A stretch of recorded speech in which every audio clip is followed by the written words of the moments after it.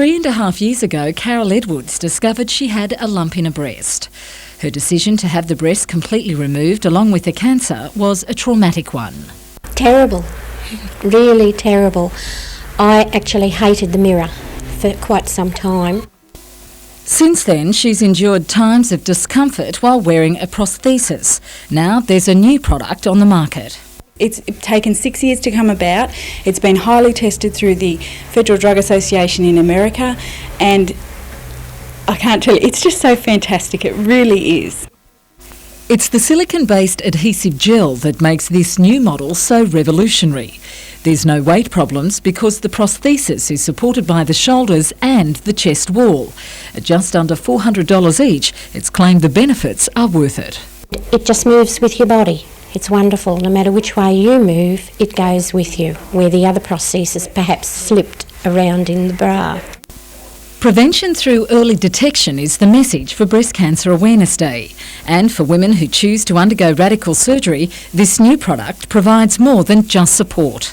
You've got more confidence. You don't have to worry about the other one slipping or sliding, moving, and so that you're not looking normal. With this one and it's attached, you're normal all the time.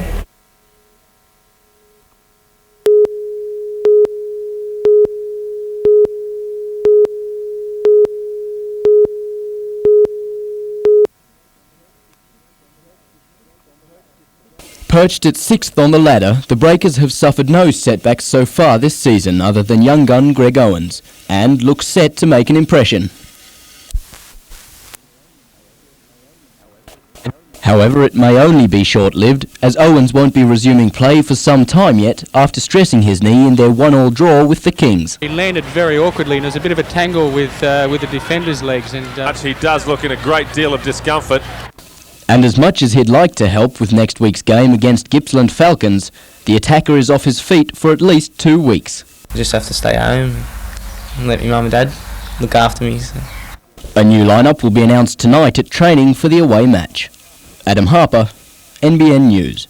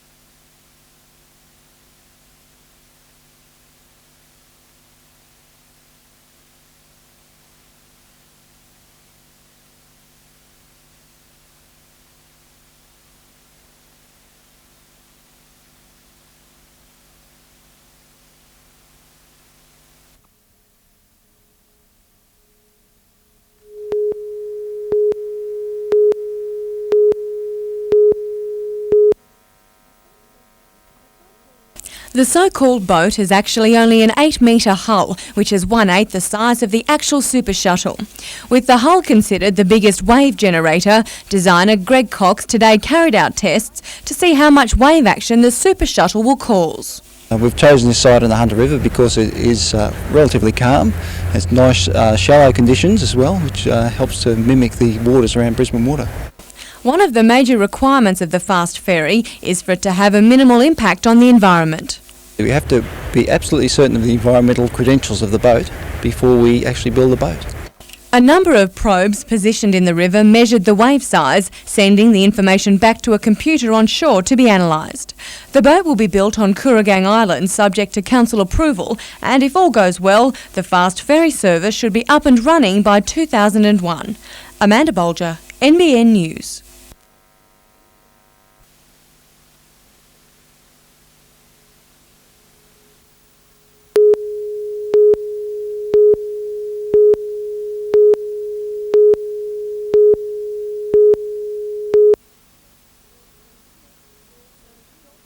No shop, wall or building is safe from the tags of vandals. As part of a clean-up campaign, Lake Macquarie Council is considering a plan to force shop owners to remove graffiti from their own buildings. If they choose not to, Council may send around the cleaners anyway, as well as the bill. We will clean up the bulk of the graffiti or as much as we can, as quickly as we can, and then put a maintenance program in there that we have a quick response to any further graffiti. Council says the best way to deter vandals is to clean the graffiti up quickly. Shop owners agree but don't want to foot the bill. It's not really fair. They should be able to give it to the community workers or people who've done things wrong and make them do it. We shouldn't have to foot the bill for it. For us, we kind of got to the stage where it's not worthwhile rubbing off, because as soon as you do, it'll be back again.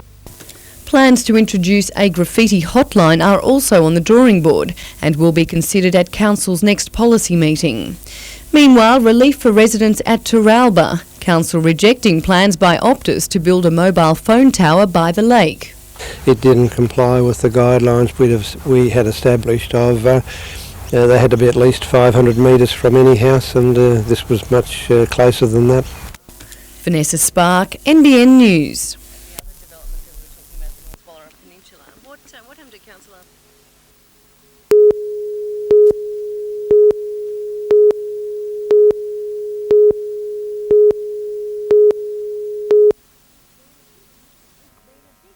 It's been a big year for Drayton's, first being recognised as Winery of the Year and now a new accolade to add to its collection.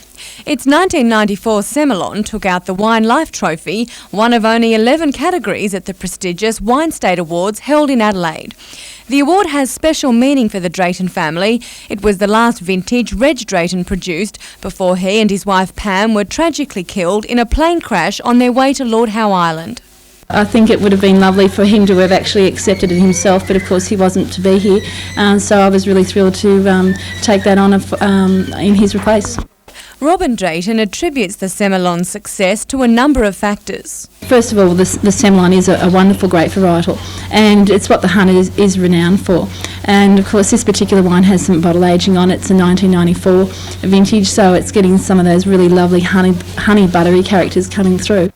Reg Drayton Wines was the only New South Wales company to take out an award, proving once again that Hunter Valley wines are up there with the best. Amanda Bolger, NBN News.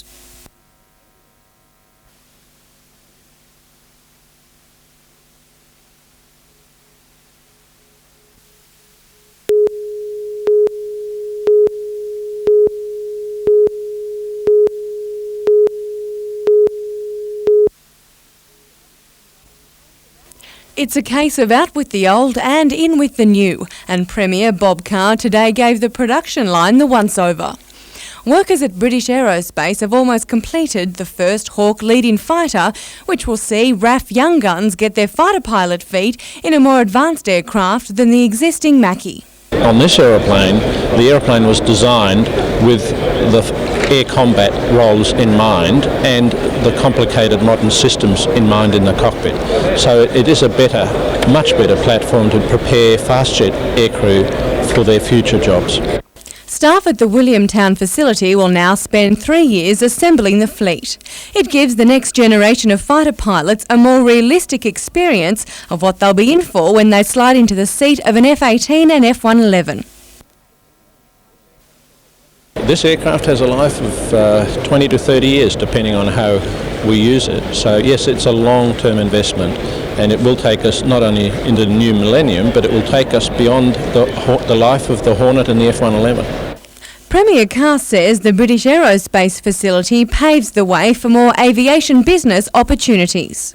For example, servicing aircraft from the Asia region, bringing them here to be serviced. That's feasible, given that we've built up our skills and our technology in this area. Meanwhile, British Aerospace has bought out Hunter Aerospace Corporation, which provides maintenance for Army helicopters, setting itself up to dominate aircraft support operations. Amanda Bolger, NBN News.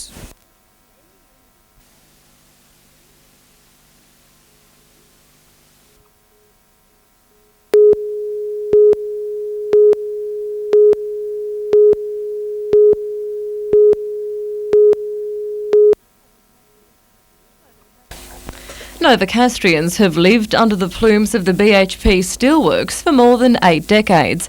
But since its closure last month, a visible difference has emerged from the skyline, and environmentalists couldn't be happier.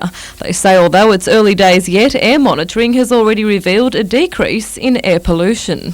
Initial results we've got from our monitoring stations are encouraging, going in the right direction, and I guess the response we're getting from the community is also that there's some improvements out there.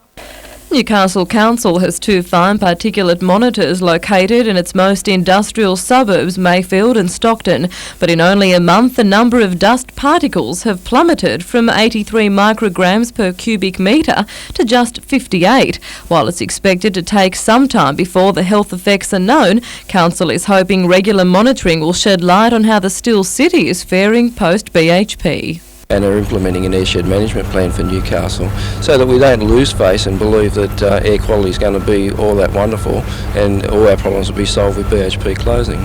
Helen Kapelos, NBN News.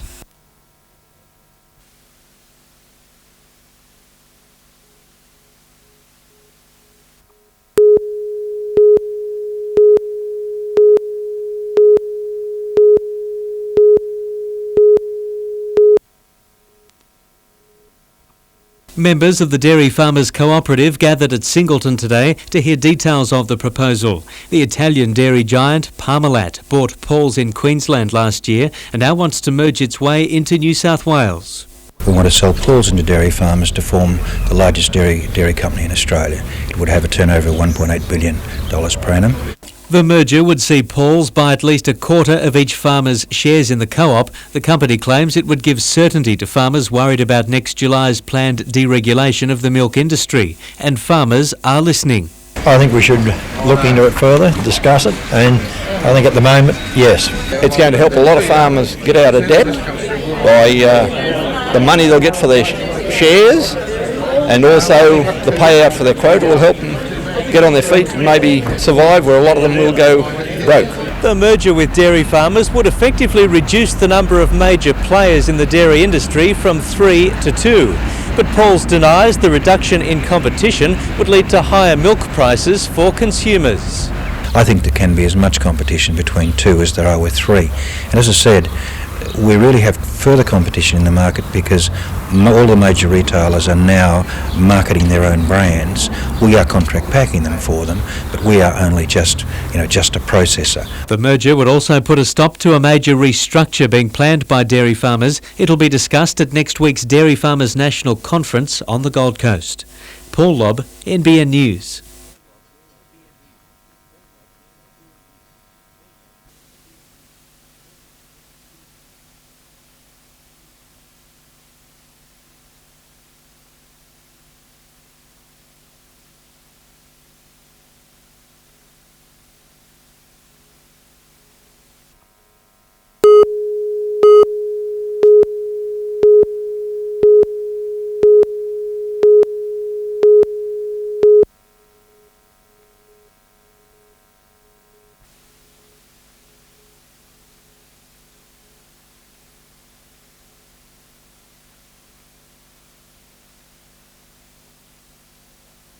If unfortunately they suffer a break and enter, is that they can then refer the inquiry to the anti-theft unit where we can do a trace for them.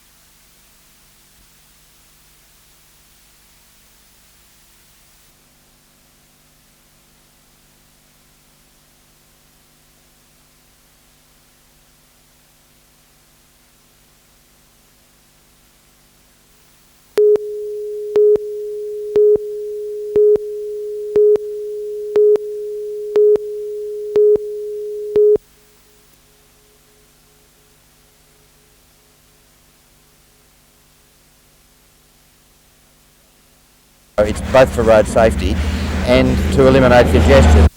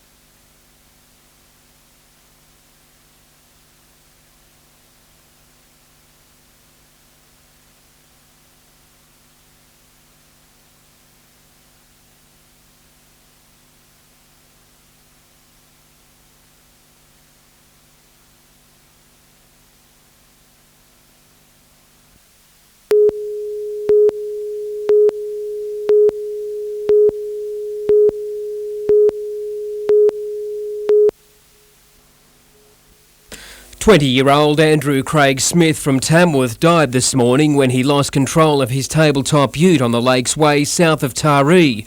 Police say the vehicle rolled a number of times before coming to rest on its roof. They believe he died instantly.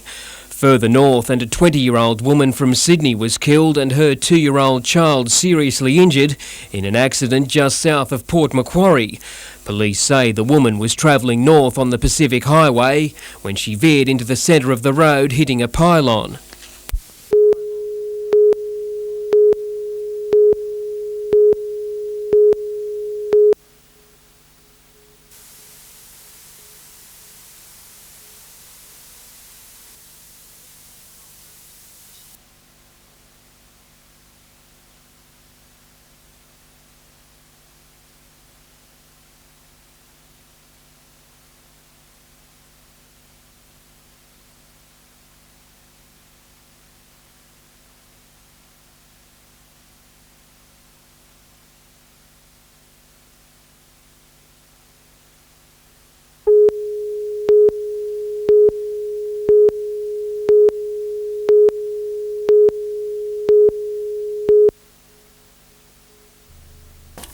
It would be fair to say that the surf life-saving champions of today probably would have started out as nippers. That's certainly been the case for Brooke Castle, who's currently ranked 7th in the Iron Woman series.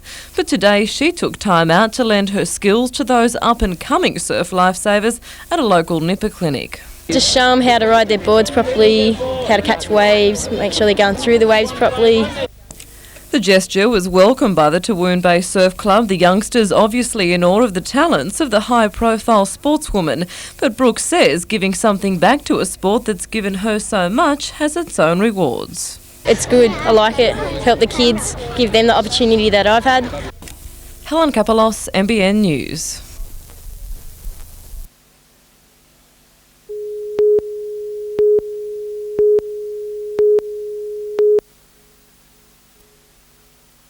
Adrian Buchan wasted no time in today's semi-finals knockout of the Dave Coke Memorial event, making the most of the 1 metre swell to ward off his opponents. But only just. The Kincumber teenager and reigning under-18s world champion fought off tough competition from local Drew Courtney to later take out the coast's biggest local surfing contest. The event, now in its 10th year, is held in honour of Foresters Beach surfer Dave Ward, who passed away from leukemia when he was just 26. And there's no doubt that today's efforts would have made him proud, with more than 129 competitors helping to raise almost $9,000 for charity. Meantime, more than 700 surf lifesaving competitors gathered at Catherine Hill Bay today for the annual Hunter Branch Carnival. The event attracted lifesavers from 14 clubs around the Hunter, with more than 1,000 officials and spectators overseeing the activities.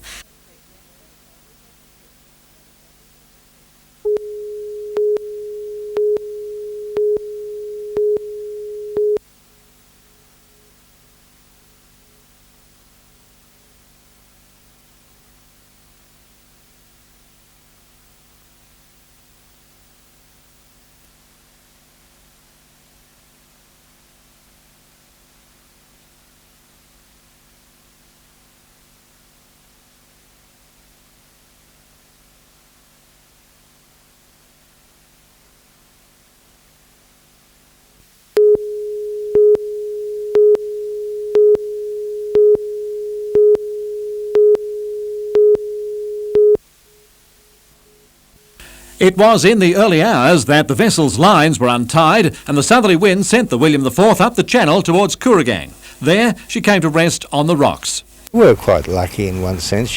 We could be chasing her outside towards Nelson Bay or something if she'd gone out that way instead of heading up to Kooragang. Water police and harbour authorities waited until this afternoon's high tide to tug the vessel clear and return it to its tie-up berth. It's not the first time vandals have attacked, but this time, fortunately, it appears the William IV has suffered no ill effects. She appears to be undamaged. She's got no water in her. She should be back in action, no trouble at all. The paddle-wheeler wasn't the only vessel targeted overnight. Nearby, the lines of the Stockton Ferry Shortland were also untied. Tradesmen undertaking a 20-week refit of the vessel will now have more work to do with windows smashed. Unlike the William IV, the Shortland didn't drift off. Its shore-to-ship electric cable held it fast.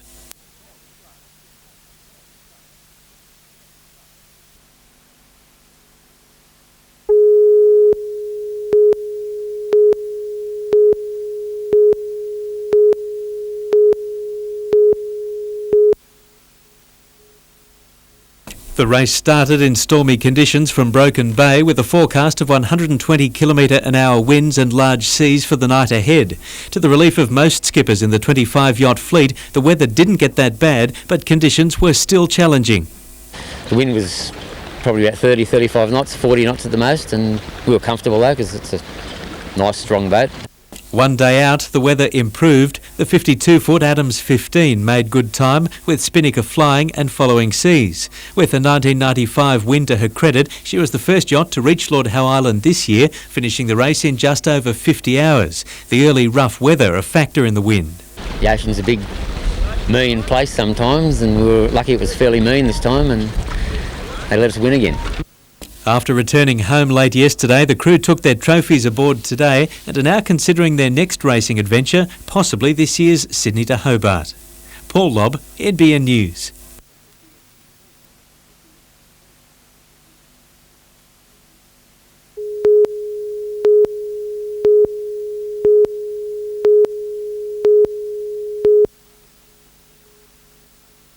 The Broadmeadow Velodrome has been unusable because of the deteriorating surface and countless acts of vandalism. Now a group of 13 unemployed people is hard at work refurbishing the cycling track. Bit of concreting, bit of paving, bit of painting, and a lot of them haven't done that sort of work before, and it gives them an introductory to that sort of work and sort of test their skills whether they like it or don't like it. The 6-month project is the first to be coordinated by Mission Australia in the Hunter, and the volunteers say it beats their normal daily routine. Trying to find some work, not much, not a great deal. It's a bit better for the self-esteem sort of thing being around here.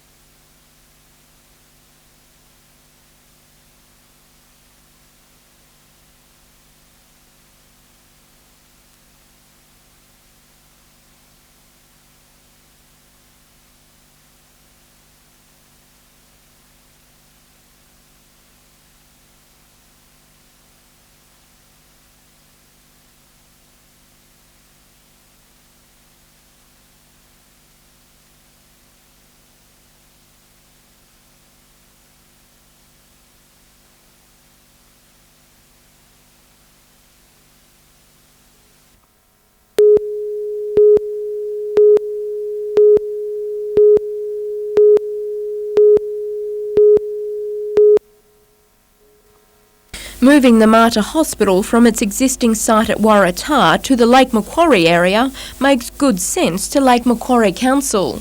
It would be folly, in our opinion, to redevelop on that site if in fact that's what they're going to do. They'd be better to relocate to a site where the people are living.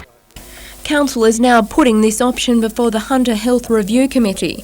Mayor John Kilpatrick claims the Lake region is under-resourced in terms of healthcare, and more facilities are desperately needed to meet the demands of the ever-increasing population. You take the western side of Newcastle and Lake Macquarie, that is the growth area from Maryland probably down to Morisset.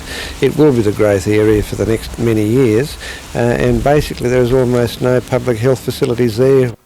Council has also thrown its weight behind building polyclinics at Charlestown and Morisset and supports the upgrading of Belmont Hospital. We say it probably can be expanded even further than just what's proposed in the current review proposal. All proposals will go to the state government in December for consideration. Tanya Carlisle, NBN News.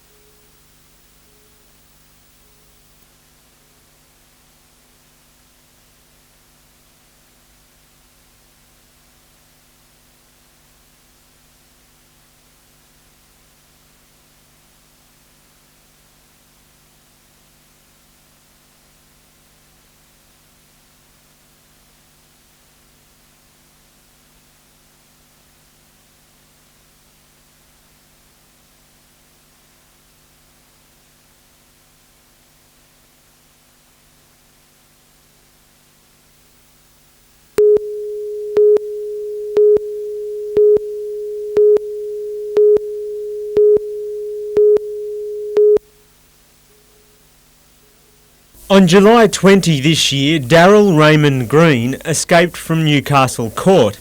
After 3 weeks on the run, he was charged with 5 armed robberies. Today, Paul Lewis told the court that on the day of the escape, he sat in a cell with Green and 4 other prisoners. Every one of them heard that Lewis was let off with a bond. It was then that Lewis says Green threatened him, his family and his girlfriend. Green said, "When they call out your name, I'm going to walk out in your place. Whatever it takes, I'm going out under your name." Lewis told the court. Green then took his shirt. He said he could not alert the prison officer of the escape because he was forced to lie down facing the wall while Green's accomplice stood with his foot by Lewis's head. The officer was in the cell for 50 seconds. According to his evidence, he didn't tell the police this story for a week because Green escaped from court with Lewis's wallet and house keys, leaving Lewis terrified for the safety of his girlfriend and family. Despite this evidence, the magistrate found Lewis guilty of aiding and abetting an escape. He said, "I just can't accept that he was prepared to stay on a bench on the side of a cell and not do something about it." Lewis will be sentenced on the 16th of November.